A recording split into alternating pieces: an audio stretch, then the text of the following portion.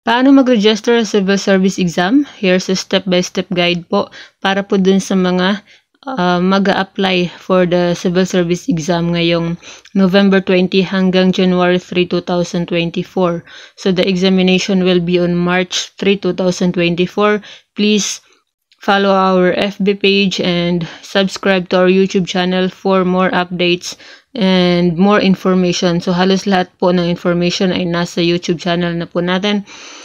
Kahit na ano pong gusto nyong malaman regarding civil service exam, i-search nyo lamang po sa ating YouTube channel, and we have a lot of videos uploaded already. So ito na nga po yung step-by-step guide for the registration. So number 1, download and fill up the application form. So please watch the link in the comment section. We have a I will put a link there sa video po natin kung saan pwedeng i-download ang application form and how to fill up. So depende po, yung ibang region po ay pwede kayong manghingi ng application form pagdating sa office and doon kayo mag-fill up. Pero yung iba naman po, dapat meron ka ng dala na accomplished, fully accomplished already. So, ibig sabihin, dapat nag-fill up ka na sa bahay. Tapos, I really recommend na, syempre, mag-fill up na sa bahay in advance dahil sobrang dami po ng details na kakailanganin. So, yan po yung first step, download and fill up application form. Then, second step, submit application form and other requirements. So, ito na po yung kapag pupunta ka na ng civil service office or depende kung saan magpa-file ng exam. Tapos, click link also in the comment section for list of complete requirements dahil hindi lamang po application form ang requirements. So, meron pa pong iba. So, nasa comment section po natin yung link para sa video po natin ng complete requirements. So, this is the second step. So, mag-submit ka na doon sa office. So, mag-start nga po ngayong November 20, 2023. So, yung pagkakaiba lang po ng online appointment at saka walk-in is that sa online appointment, please watch, we have a video kung paano mag-online appointment. So, yung pagkakaiba po is, yung sa online appointment, piniprint mo yung application form, yung tinatawag na e-form, electronic form na po. So, naka-fill up na po lahat doon. Piniprint mo po yun after mong mag-set ng schedule or appointment. So, ibig sabihin, no need mong mag-download and fill up the application form. I-follow mo lang yung kung paano i-print yung application form pagkatapos mong mag-online appointment. So, sa mga mag-walk-in, ito po yung mag-download po kayo at mag-fill up manually. Handwritten po yung application form po ninyo na dadalhin.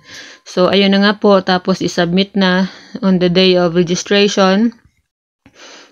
Then, affix signature and thumbprint. So, itong paglalagay po ng signature and thumbprint, kadalasan po, it should be in the presence of the civil service officer. So, ibig sabihin, wag mong lagyan ng signature and thumbprint yung application form mo dahil ginagawa po ito doon po sa harap ng action officer, doon po sa civil service office. Dapat po ay nandyan po sila pag-affix mo ng signature and thumbprint.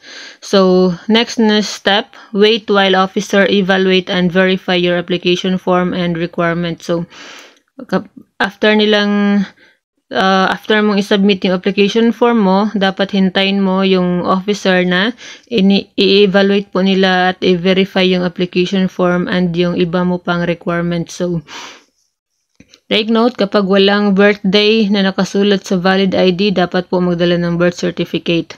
So, please watch our video regarding the complete requirements. Lahat po ay ini-explain ko na rin po doon. So, ayan, i-verify po, i-evaluate po ng officer yung application form mo. So, dapat hintayin mo yun. Tapos, if qualified, proceed to cashier and pay 500 pesos. So, ito, 500 pesos nga po yung bayad. So, kung qualified ka, proceed ka na doon sa cashier. So, don't worry dahil sasabihan ka naman po na kung ano yung next mong gawin. So, if not qualified, titingnan din po kasi nila yung kung retaker ka, so dapat qualified ka, dapat 3 months after ka pa bago mag-exam. Tapos yung qualifications mo, if you are 18 years old and above, if you are a Filipino citizen, ganun. So, if you are not qualified, ibabalik sa'yo yung application form mo, tapos i-explain nila kung bakit hindi ka qualified.